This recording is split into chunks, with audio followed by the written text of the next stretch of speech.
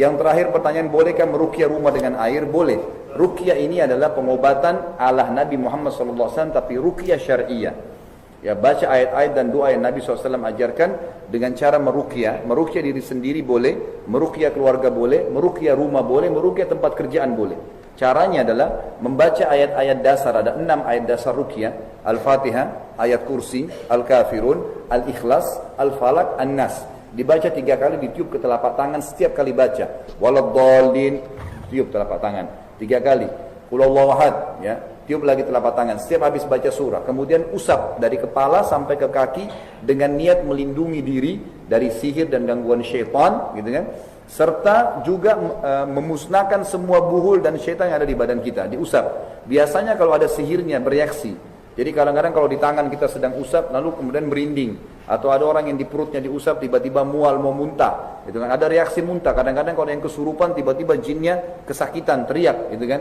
Seperti itu berarti ada reaksi. Dia harus follow up terus, diruqyah terus dirinya, gitu kan? Minimal 2 minggu terus diusapin.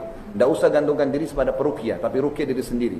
Kedua, bisa mengambil air minum di galon, air galon, ataupun air ember besar, ya. Kemudian ditaruh daun bidara. Kalau tidak tahu bisa di-search di Google, tulis daun bidara. Di Jakarta tuh namanya apel India. Sunnah Nabi SAW mengambil 7 lembar daun bidara. Kalau kita sekarang di blender, kalau zaman dulu diulek, di blender saja, dicemplungin ke air minum, dicemplungin juga ke air bak tadi. Kemudian dibacain ayat ruqyah tadi. Sambil baca waladdallin, tiup atau sedikit diludahin. Ludah kecil ya, jangan ludah besar. Jadi hanya begitu saja. Kemudian di air ini, ya.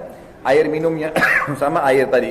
Selesai dibacakan ayat ruqyah, air minumnya dirutinkan minum, gitu kan? Kemudian air yang di bak itu dipakai mandi, tapi caranya ambil 1 gayung saja, airnya diambil diusap di badan yang tidak enak. Tadi misalnya sering merinding punggung. Karena biasa orang kalau kena sihir itu yang paling sering bagian kepala sama punggung merinding, perutnya tidak enak, kakinya berat melangkah. Itu paling sering. Maka tempat-tempat ini biasanya langsung peka kalau ada sihirnya. Diusapin terus dengan air tadi, digosok-gosok, jadi bukan digebyur-gebyur. Setelah selesai digosok baru bisa mandi seperti biasa. Jalankan juga ini kurang lebih 2 minggu. Kemudian juga boleh kalau rumah sering bertengkar suami istri, anak sering gelisah, sering mimpi-mimpi buruk, gitu kan? Ini semua terjadi biasanya karena di rumah ada buhul atau ada syaitan. Ambil air ruqyah tadi, ditaruh di semprotan setrika, kemudian bapak ibu keliling rumah, bacain ya ayat kursi, ayat ruqyah, walaupun sudah diruqyah air, bacain lagi Allahu la ilaha illa wal hayyul sambil disemprot. Lalu minta, ya Allah musnahin semua syaitan-syaitan dan buhul-buhul sihir di rumah saya ini, sambil dibacain. Tempat yang sering kita nggak enak di mana, di situ didatangin, gitu kan? Seperti itu. Kecuali barang elektronik nanti rusak, gitu kan? Jadi ditutup. Kemudian kalau tempat usaha juga sama. Ingat, saran saya sebagai penutup, tinggalkan semua jenis buhul. Apa itu buhul? Kertas-kertas, tulisan-tulisan, kulit hewan, kulit buah-buahan yang dikasih sama orang-orang yang tidak pintar tadi, gitu kan? Dan mereka juga sering kali menggunakan kedok, maaf, kiai, haji, ya ustadz. Padahal sebenarnya mereka tuh berkedok. Ini umumnya ada syarat-syarat. Syaratnya ini, syaratnya itu. Ini buhulnya perlu diketahui, walaupun tulisan bahasa Arab, jangan ditempel, gitu kan? Karena Nabi SAW tidak pernah nempel-nempel tulisan di rumah beliau. Sering kali, subhanallah, saya pernah di rumah kakak saya pribadi, ada di atas pintu rumahnya tulisan kertas.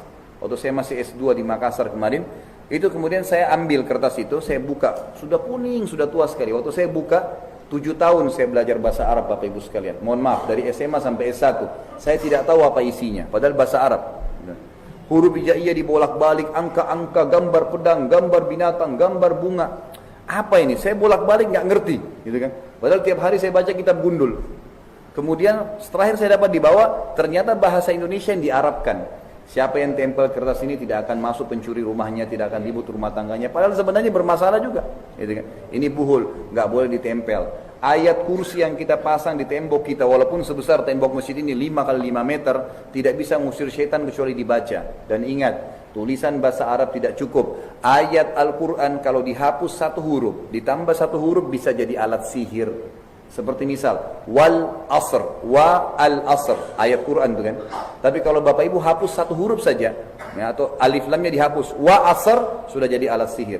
Atau ayat-ayat Quran, sering di Indonesia terjadi nih, dibaca, tengah-tengahnya dimasukkan nama orang atau bahasa daerah lalu disambung, ini jadi alat sihir juga. Ini harus ditinggalkan.